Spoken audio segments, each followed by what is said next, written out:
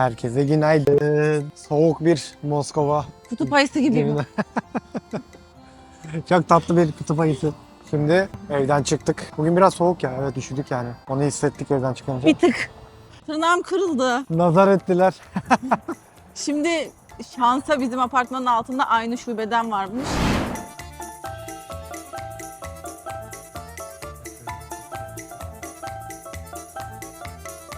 Aynısını yapamayız dedi de yani. Genelde hiç yoktan iyidir. Evet, düzelttirdik. Şimdi işte bir kahvaltıcıya gidiyoruz. Bu evin yakınlarında güzel bir kafe görmüştük. Orada bir kahvaltı yapalım dedik. Ondan sonra Lego Müzesi'ne gideceğiz. Büyük bir Lego Müzesi varmış. Orayı gezeceğiz. Akşama da Kremlin Sarayı'na gideceğiz. Kremlin Sarayı'nın içerisinde bir konser varmış ve her yıl yılbaşının zamanı yapılıyormuş, Noel zamanı. Direkt Kremlin Sarayı'nın içerisindeki konferans salonunda güzel bir konser oluyormuş. Yılbaşı konseriymiş zaten. Yılbaşı konseriymiş, evet. Her Ama yıl yapılıyormuş yani. Ayrı ayrı oturacağız beyimle. Evet, Çünkü bilet bulamadık. koltuk yoktu yan yana. Yani vardı da kaç bin rubleydi? Ha, çok pahalıydı. Ön önler taraflarda vardı. kalmış. Zaten muhtemelen Rusça söyleyecekler o Aa. şarkıyı.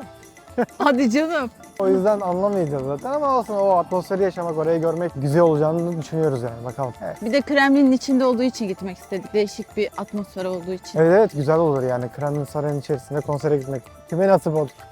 Full biletle. Herkesin Bilet alanlara nasip olur. Bir kere de ben seni yemek yerken çekeyim. İnsanlar zannedecek ki ben obezim. Bugünkü kahvaltımız yakınlarda bir yerde yapalım dedik. Dışarı izliyorsunuz sıcak sıcak. Tostunuzu Ben hep yiyorsunuz. yemek yemiyorum arkadaşlar bu arada. Beni tanımayanlar. Bütün videoda Japon abla gibi sürekli yemek yiyorum. 2 ay sonra spor videoları. Buranın, Sporumuzu da yapıyorum bir tane şey. buranın tostuna kaç puan veriyor? Güzel, tam okul tostu. Çok acıkmıştım yani. Afiyet olsun. Moskova metrosunun içerisinde de herkes sağda bekliyor. Çok kıskanıyorlar ya. Bizi kıskanıyorlar.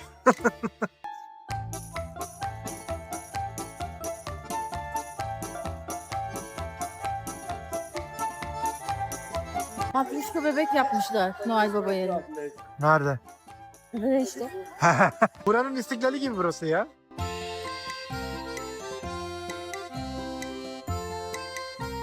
Hello.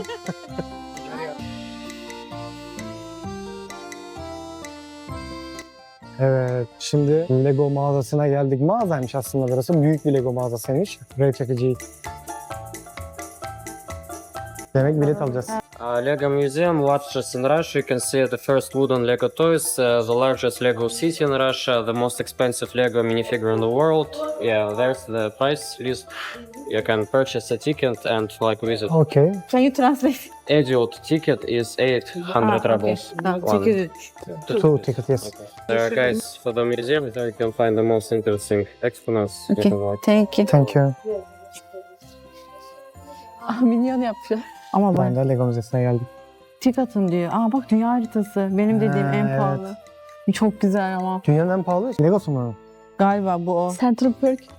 Bu bizde var. Evet. Ben yaptım bunu. Bunu ben yaptım. O kadar keyifli bir şey ki size anlatamam. Çok Evet güzel. ya, ben Küçücük böyle kafi magları var. Her şeyleri düşünüp koymuşlar.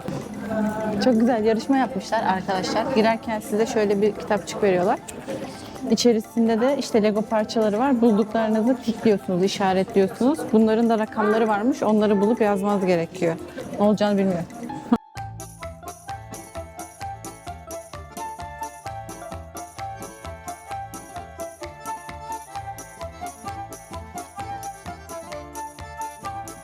Back to the Future. Ben çok severim bunları ya. Araplar, Burj Al Arab.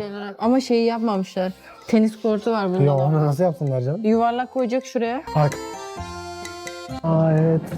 Evet, çakmak taş. Big Bang Theory. O da varmış. Bizde yok.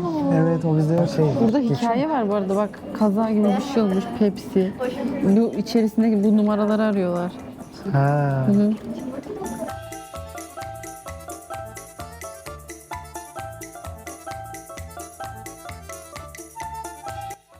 Aa, ne oldu ya? Öyle. Aa, ışıklar yandı. Aa çok güzel.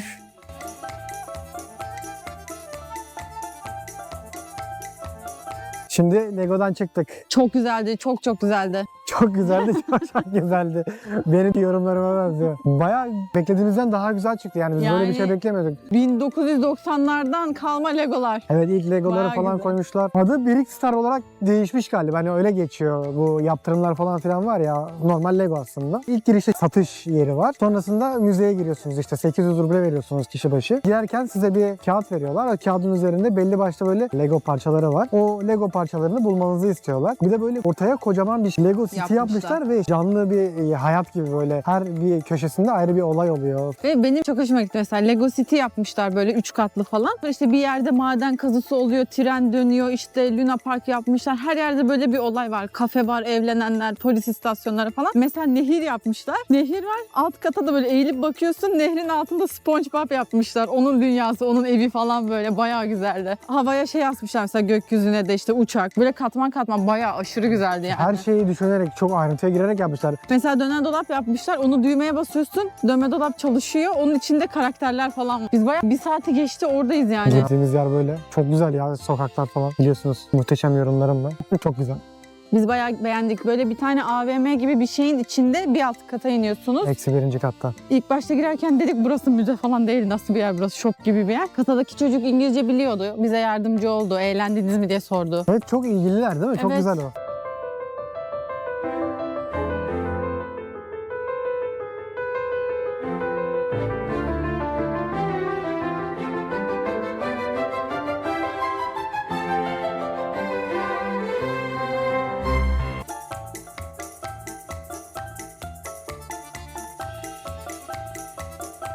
Burada biz yazın geldiğimizde şu bölgede bir sürü masa tenisi kurmuşlar. Herkes birbiriyle masa tenisi oynuyordu. Yarışma yapıyorlardı.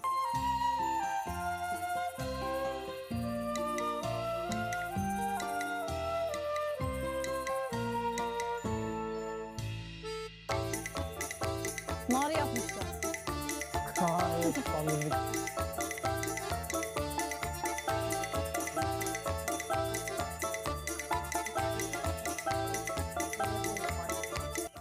Bak bak çektiğim resme bak. Vay. Buradan çam ağacı görünüyor. Buradan da hediye Sen bu işi biliyorsun. Öğrendin bir şeyler. işte yapıyoruz bir şeyler. Ya. Biz de boş değiliz. Şuraya bakın ya. Her yer ayrı bir güzel. Hediye paketi gibi her yer.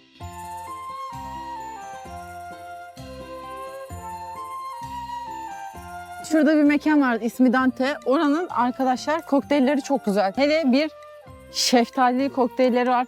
Umarım hala vardır. Gidip içeceğiz yani. Yazdan beri o kokteyli sayıp duruyor. 4 bardak içmiştim 4. Çok güzeldi. Aa tren var burada. He. Çok güzel görünüyor. Şurası. Evet Dante. Reklam değildir. Tavsiyedir. Biz artık reklam daha o boyutlarda değiliz ya.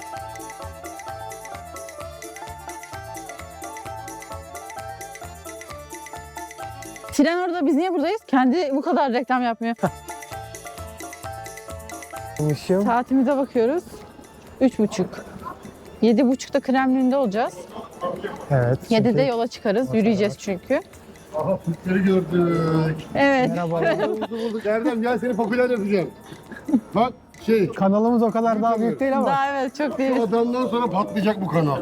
Özellikle şu adamdan sonra beni de çek. Tamam, çekelim. Tanıtın Bu kendinizi. adamlar ünlü olduğunda biz unutmasınlar. Teşekkürler. Görüşürüz. İyi. Aa, tamam.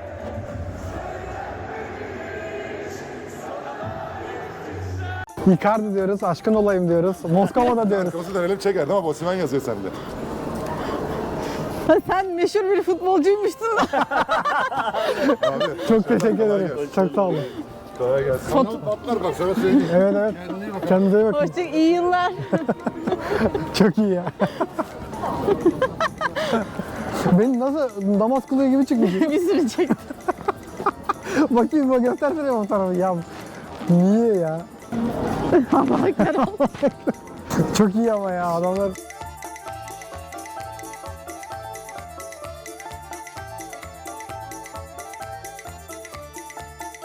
Şehrin her yeri ayrı sanat. Aa, çok güzel olmuş.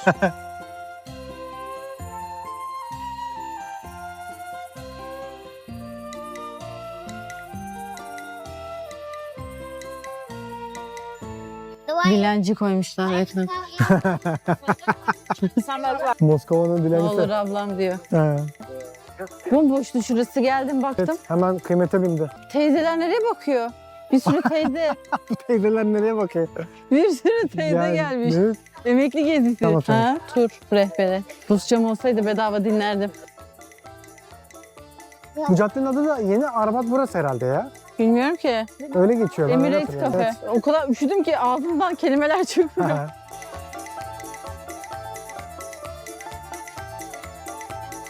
Yılbaşı keşke sabah olsa. Saçlarım akşama kadar nemden kabarıyor. Aa bak, senle yürümüştük buradan bir. Pahalı markaların olduğu Bir cadde. tane marka var, ismi Zilli. Tam yılbaşı ruhu ya. İliklerime kadar hissettim yani. Güzel gezi oluyor. Bak ileride de bir çadır yapmışlar. Her yerde ya. Her yerde bir aktivite, bir süsleme, bir şey var. Ha bak. Fındık kıran bu işte. А снег идет, а снег идет, и все вокруг чего-то ждет. Под этот снег, под тихий снег, хочу сказать при всех. Herkes Çok güzel ya.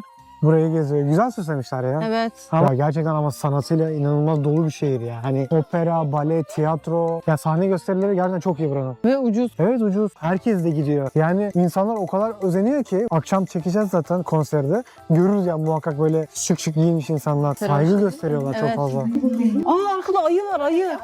Bak Ayı var ayı. çok tatlı ama ayıcık.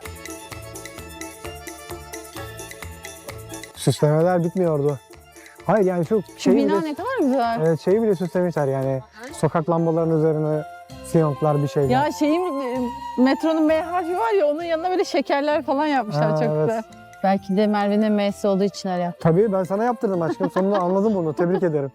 Bu bina neymiş acaba? Ya çok güzel gerçekten. Aslanla at.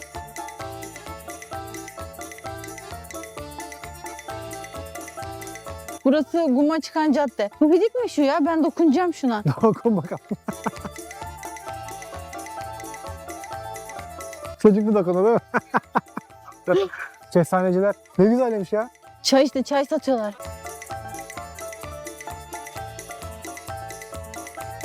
Burası bizim geçen oturduğumuz şey değil mi? O kafe işte. Yazın buralarda hep İstiyorsan masalar orada vardı. yiyelim. Yok yok. Diye, o cücüktü değil mi? Cicik. Bize ama lezzeti çok güzel. Bir makarna geldi, 3 çatalda falan bitti galiba. Hani böyle çok zengin lüks restoranlar şu kadarcık porsiyon verir ya. Şey ne food diyorlardı ona? Bir şey onun bir adı vardı o. Tadımlık. Sadece çok lezzetli yemekler için. Neyse ben onu yazacağım. Ya biz orada yedik, üstüne gittik, döner aldık, dürüm döner yedik. Evet ya çok lezzetliydi ama az yetmedi Evet, yani çok- ve çok açken gittik. Evet. O yüzden. Çok açken gitmeye gerek yok. Doyumluk değil yani, tadımlık. Ha şurası bizim yer. Sıra var bizim gideceğimiz yerde bak. Orası evet. Yo belki de girmek için konuşuyorlar falan olabilirler. Oraya Burada zaten da hep Araplar gidiyor. hep Araplar geliyor, evet, turist geliyor. İtalyan işte, İtalyan yeri. O dönerci de Bu bu yolun- işte bak, Beyoğlu döner. As bayrakları, as. Ama yol- işletenler Türk değil ki. Evet işletenler de Özbek. Yani bunu niye bir Türk yapmıyor? Bu yolun sonu Kızıl Meydan'a çıkıyor. Sol taraftaki ışıklı yerde Guma AVM. Mekan burası. Çok güzel yemekleri var buranın gerçekten. Tavsiye ederiz. Yine Merve bir şeyler yiyor. Kahve çekirdeği yiyorum. Evet, ben bu sefer seni çekeceğim yerken. Şimdi o kadar çok acıkmıştık ki yemekleri çekmeyi unuttuk. Çok güzeldi. Çok beğendik aslında. Bizim yazın geldiğimize göre porsiyonları küçültmüşler. Kapıdayken de anlatmıştık. Yan tarafta bir yer daha var. Makarnası gerçekten çok güzel ama porsiyonları çok küçüktü. O yüzden dedi ki koyalım. Burada yiyelim. Bunlar da aynısını yapmışlar. Uyanmışlar onlar da. Nasıl olsa turist geliyor yiyor diyor. Yani buraya gelince pizza yiyin. Makarnası gerçekten çok lezzetli ama çok açsanız pizza yiyin. Evet. Eğer derseniz ki ben çok aç değilim, tadına bakmak istiyorum, o zaman makarna yiyin. Makarnaları çok lezzetli. Katılıyorum kendisine. Mustafa hem kamera tutup hem yorum yapmaya başlasın. Bravo, geliştiriyorsun kendini. Sonra Merve ravioli istedi.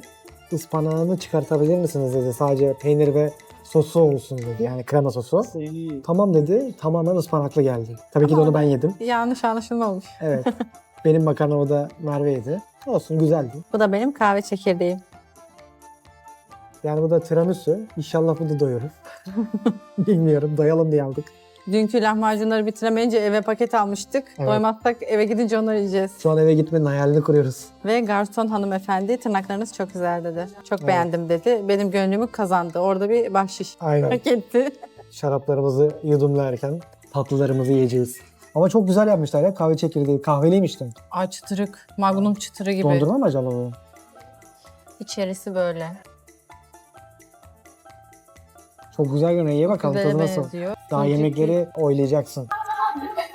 Hmm. Güzel mi? İçinde çıtır bir hamur var, çikolata var. Şu üstü kahve tozu. Tiramisu üstüne serperiz ya kakao. Onlar da kahve serpmiş. Hmm. Çok güzel. Güzel. Afiyet olsun. Fiyatı ne kadar? Ne bileyim. İşte zenginlik böyle bir şey. Hayır yazmıyordu ki. Rusça habilik gubilik bir şeyler yazıyor. Habilik gubilik. Tatlının adı yazıyor. Şimdi senden puanlama isteyeceğim. Fiyat performans doyuruyor mu? Yani tadı Ben burayı çok seviyorum. Çalışanlarını çok seviyorum. O neden konuda acaba çok iyi. tırnağını beğendiği için mi? Evet. Makarnanın porsiyonlarını küçültmüşler ama lezzeti harika. Lezzet 10 üstünden 10. Porsiyondan bir puan kırarsam kırarım yani. Tatlısı harika. Kaç veriyorsun makarnaya şimdi? 9 veriyorum. Bir puan porsiyon boyutundan kırdım. Ben de makarnaya 8 puan veriyorum. Hadi ben de 2 puan porsiyondan kırayım. Lezzet çok iyi. Tiramisu deneyelim bakalım. Oo, çok güzel. Bayağı iyi kahve tadı geliyor. Yani tatlı o. Evet, o sokağın sonra gördüğünüz gibi sol tarafta GUM AVM var. Çok güzel burası ya. Adamlar o kadar müze gibi AVM yapmışlar yani. Ve çok eski. Niye adamlar? Belki kadın yaptı. Doğru söylüyorsun. İnsanlar çok güzel. Çok güzel AVM yapmışlar. İçerisi de müze gibi. Dışı da harika bir mimarisi var. Çok beğendik burayı. Orada Bosco muydu, Besko muydu? Bosco. Dondurması enfes. Yazın gelirseniz oradan gelin dondurma yiyin. Çok lezzetli. Işıklandırma yazın da var bu arada. Yılbaşı için değil burası. Evet, yazın burası da hep böyle. böyle.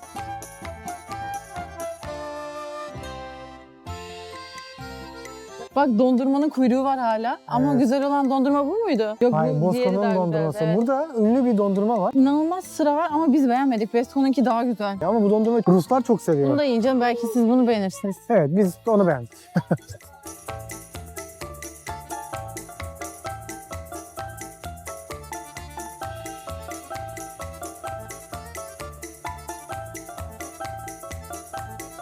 İçeride çalan müzik bile klasik müzik. Böyle bir AVM yok ya.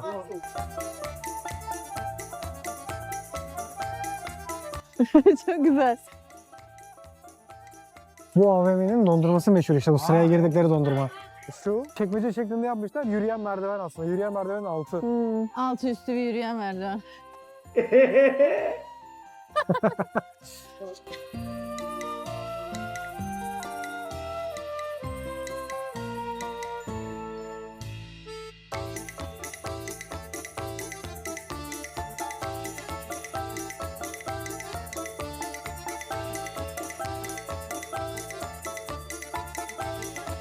Bir de burada tarihi bir tuvalet varmış. Tuvaletin girişi ücretli, değişik. Nesi Çok- değişik? Türkiye'de sanki bedava. AVM'nin içinde para alınıyor mu? Evet, alınmıyor. Ha, Bosco işte şuranın dondurması. Çok Karşıda. güzel.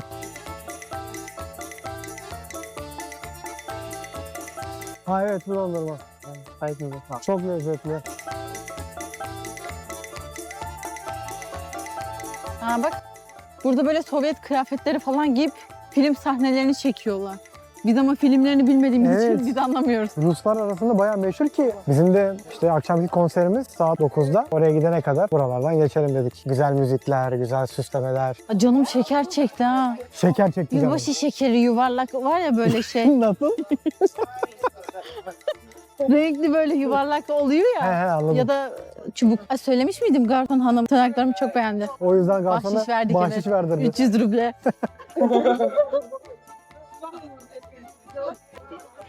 Bitmiş. Bravo. Ne anladın? Çıkmışlar orada. Çıkmışlar orada konuşuyorlar. İzminiti. Bir çeşit konser var. Bir sesler geliyor. Güm güm sesler geliyor. Buralar onda kapanıyor. Hafta sonu olduğu için daha fazla açık olabilir.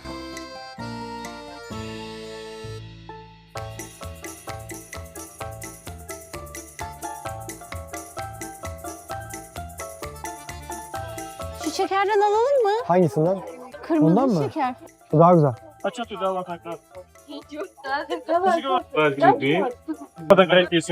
Spasiba. Ye bakayım.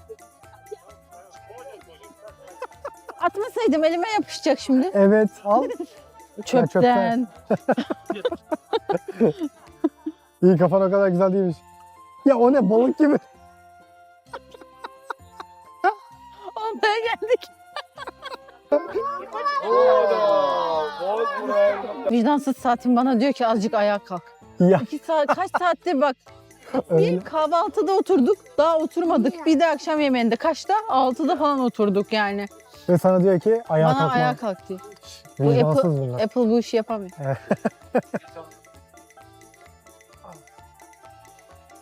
Pilates hocam ağlıyor.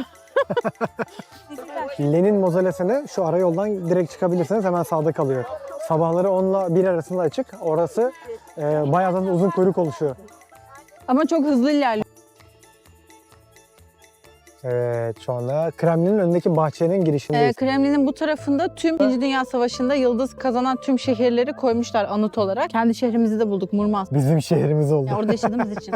Burada da bir tane anıt gibi bir şey yapmışlar. Ateş yanıyor, sönmüyor o ateş ve başında nöbetçiler var. Nöbet değişimi falan yapıyorlar belli saatlerde. Bu da 2. Dünya Savaşı'nda hayatını kaybeden tüm Rus askerler adına yapılmış bir anıt. Sovyet askerleri için yapılmış ve çoğu bilinmiyor. Hani birçok asker öldü çünkü o savaşta biliyorsunuz. Çok fazla kayıp verdikleri için Sovyetler o yüzden böyle bir anıt yapmışlar. Meçhul asker anıtı olarak geçiyor. Tarihte burada 1940-1945 İkinci Dünya Savaşı. İnsanlar hep buraya gelip ziyaret ediyorlar. Karanfiller bırakıyorlar. Zaten demin Merve'nin de söylediği gibi orada savaşmış ve galibiyet almış, kazanmış şehirler içinde yıldız koyarak isimlerini yazmışlar. Oralarda hep karanfiller bırakıyorlar. Askerler de burada nöbet tutuyorlar. Ve nöbetçi askerlerin değişimi aynı bizim Anıtkabir'deki asker nöbetçi değişimine benziyor. İnsanlar geliyor buralara. Karanfiller bırakıyorlar. Burada böyle şeylere çok önem veriyorlar. Yani her köşe başında bir anıt görüyoruz. Böyle Murmansk'ta bile yürürken böyle duvara mesela bir anıt yapmışlar. Küçük bir büst yapmışlar. Altına hemen karanfiller, çiçekler, ateşler falan yakıyorlar. Önemli tabii ki de yani. Sonuçta Evet. bu ülke için hayatını vermiş insanlar herkes için önemlidir. Tabii canım, Sovyetler Birliği biliyorsunuz zaten 2. Dünya Savaşı'nı bitiren ülke olarak geçiyor. Yani Nazileri Sovyetler durdurdu sonuçta. Bu şekilde sürekli yanıyor bu ateş. Burası da Kremlin Sarayı'nın duvarları. O şehirlerde burada. şuralar- Murmansk en baştan 3.'üydü değil mi diğer taraftan? Şu ileriden evet. Hı. Burada birçok Sovyetler Birliği'ne ait olan şehirlerin isimleri yazıyor aslında. Kiev bile var. Sonuçta o zamanlar Sovyetlerin bağlıydı. Sonradan ayrıldı. Karanfili bırakmışlar bak hep. Bu Kiev olabilir bilmiyorum, yani Rusça yazılışını bilmiyorum da. Minsk örneğin şu. Minsk'te zaten şeyde değil mi? Belarus, Beyaz Rusya. Güzel bir şey yapmışlar ya. Yani Odessa, yazılışından belli zaten. Odessa zaten Ukrayna'da şu anda ama o zamanlar Sovyetlerdeydi. Ya bu millet zaten Ukrayna, Türkiye Cumhuriyetler hepsi Sovyetler Birliği'ydi o zamanlar. Murmansk. Karanfillerden birini al da oraya Birini koy. alayım oraya koyayım. Burası da bizim yaşadığımız yer. Murmansk. Bu şekilde tüm önemli mücadeleler vermiş olan şehirlerini bu şekilde adlandırmışlar, onurlandırmışlar. Buraya isimlerini yazmışlar hepsinin. Ama çok güzel bakıyorlar yani. Yani tarihi anıtlarına çok önem veriyorlar. Anlamayacaksınız şu anda konser sırasına bakın arkadaşlar. Böyle bir kuyruk yok. Ben evet ilk defa görüyorum. Ne yapacağım? 1,5 saat oradan mı bekleyeceğim? Ne diyorsun sıra hakkında? İyi kaynadık ha. İyi girdik valla. Çok ilginç. İlk defa böyle bir konsere gidiyorum. Kremlin'in içinde. Şu karşıdaki sağdaki binada. Kulenin sağında. Girdik. Dur daha. Şimdi X-Ray'den geçtik. Daha sıra hala devam ediyor bak. Şimdi Kremlin Sarayı'nın içerisine doğru geçiyoruz. Şu sağdaki binaya gideceğiz. Bunun altından geçtik. Şu bahçe, demin gezdiğimiz bahçe. Bunun altında yani. Buradan geçtik böyle. Şurada insanlar sıraya giriyor. Oradan X-Ray'e giriyor. Sonra buradan bu yoldan konsere gidiyor. Zorlu bir süreçti değil mi? Bence iyi kaynadık aradan. Evet. Geçtik. Bizim için Hızlı oldu ya anlamadım. hızlı oldu. Evet. Bakalım nasıl olacak konser. Çok fazla gelen var ya. Ben bu kadar kalabalık olacağını düşünmüyordum. Salon çok büyük ki zaten. Kremlin Sarayı'nda da konsere gitmedik demeyiz. Demeyin. Yılbaşı konserine. X-Ray'den çıkınca solda da normal çıkış var. Kremlin'i gezip oradan çıkıyorsun. Adam X-Ray'den geçti çıkışa gidiyor. Arkadaşlar Arkadaş uyardı. diyor ki buraya gel. Sağdan oradan çıkıştı. O kadar sıra bekledi. Turnikeden geçti çıkışa gidiyor.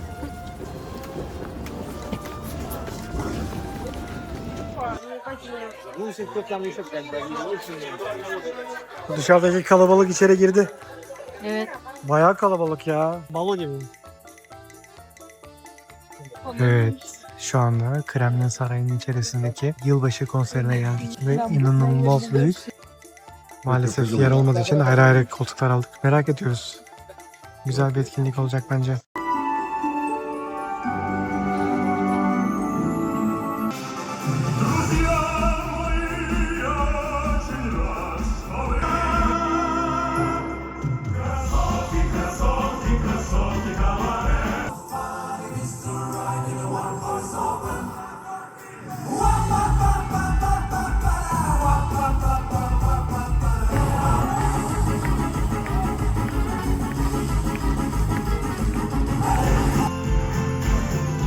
Греческий танец Сиртаки. Линию держите ровно.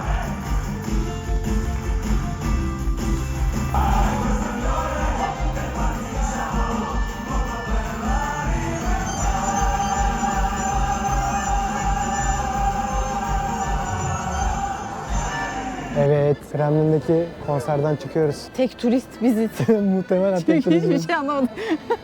Çok güzeldi. Aşırı güzel bir konserdi. Gerçekten çok sevdim. Şeydi böyle, sanki bir Eurovision yarışması izliyormuşum gibi, söyleyenler o kadar iyiydi ki. Gösteriler, danslar, Arya söylediler, Sirtaki söylediler, Çağbella söylediler. İtalyanca söylediler bir de. Ya çok profesyoneldi, çok iyiydi ya gerçekten. O koca salon doldu ya, hiç boş yer yoktu, Evet. fulldü. Bayağı iyiydi. Çok beğendik ya, çok güzeldi. 2 saat sürdü. Ben balkonda oturuyorduk ikimiz de. Ben balkonun en önündeydim. 1000 lira, 1000 TL. 1000 TL Yani. evet. Ve şey yani bu sadece yılda bir defa yapılıyormuş. Yılbaşı konseri çünkü. Yılbaşı konseri. Hayır yani bu adamların bu konseri geleneksel bir konsermiş yani. Ha, evet. O yüzden. Yılda bir defa yapılıyor ve bu konsere gelip böyle izlemek Kremlin'in içerisinde çok iyiydi gerçekten ya. Çok keyifli bir konserdi, çok beğendik. En son tabii Rus marşı gibi bir şey söylediler. Putin dediler, prezidente dediler. Biz de ayağa kalktık, söylüyormuş gibi yaptık. Biz gidiyorduk, herkes gidiyor diye herkes ayağa kalktı. Sonra bir anda marşa girince öyle ayakta kaldık. Saygıdır dedik tabii. Tabii ki de. Rusça anlasaydık tabii daha çok keyif alırdık ama Evet, keşke Rusçamız olsaydı. adam balkon diyor. Sanki ben Rus'um. Oo alkışlıyorum. Benim yanımdakiler oturuyor. Oo Merve flaşları açtı, şarkıya eşlik etti, kafa Onu da sallıyordu. Rusçam olduğundan değil, balkoni gibi bir şey diyor, oradan anlıyorum. Yok, Rusçası çok iyidir ya. Taksiye binip güle güle demiş diyor. Evet, Binerken güle güle. binerken. Giderken merhaba. Şimdi de evimize dönüyoruz. Metroya doğru gideceğiz. Öncelikle bugün ilk konserimiz oldu bizim.